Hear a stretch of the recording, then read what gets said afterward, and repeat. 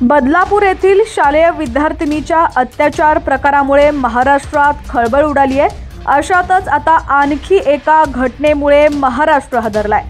बातमी पूर्ण पाहूयात। घटना काय घडली ते देखील समजून घेऊयात। त्याआधी तुम्ही HPN मराठी न्यूज चॅनल पहिल्यांदाच पाहत असाल आणि अजूनही चॅनलला सबस्क्राइब केलं नसेल तर नक्की सबस्क्राइब करा, जेणेकरून आमचे जे काही नोटिफिकेशन्स असतील ते लवकरात लवकर तुमच्यापर्यंत पोहोचतील।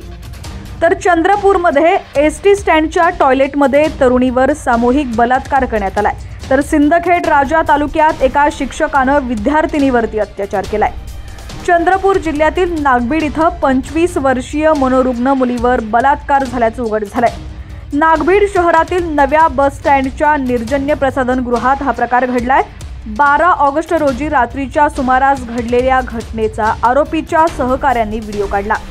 हा व्हिडिओ सोशल मीडियावरती व्हायरल झाला। घटनेचं गांभीर्य लक्षात घेत नागभीड शहरातील भाजप कार्यकर्त्यांसह शहरातील शेकडो नागरिकांनी या प्रकाराविरोधात पोलिसात धाव घेतली।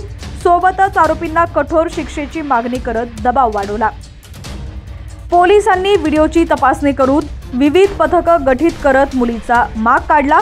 सोबतच घटनेत सामील सर्व 5 आरोपींना 3 तासात ताब्यात घेतलंय। राज्यभर महिला विरोधात गुन्ह्याच्या घटनांची पार्श्वभूमी लक्षात घेता पोलीस अधीक्षक, अतिरिक्त पोलीस अधीक्षक नागभीड इथं दाखल झाले। या प्रकरणात योग्य चौकशी आणि कठोर कारवाईचे आश्वासन पोलीस अधीक्षकांनी दिले। सोबतच हा कथित व्हिडिओ कुणालाही पाठवू नका, कारवाई ओढावून घेऊ नका अशी ताकीद दिलेली आहे। सिंदखेड राजा तालुक्यातील एका जिल्हा परिषद शाळेत 3रीच्या वर्गातील विद्यार्थिनीचा शिक्षकाकडून विनयभंग करण्यात आलाय। किनगाव राजा पोलिसात विविध कलमान्वये गुन्हा दाखल करण्यात आलाय।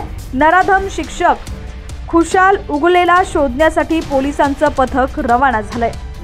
अकोल्यातील तेल्हारा तालुक्यात आणखी एका अल्पवयीन मुलीवर लैंगिक अत्याचार झाल्याचं उघडकीस आलंय।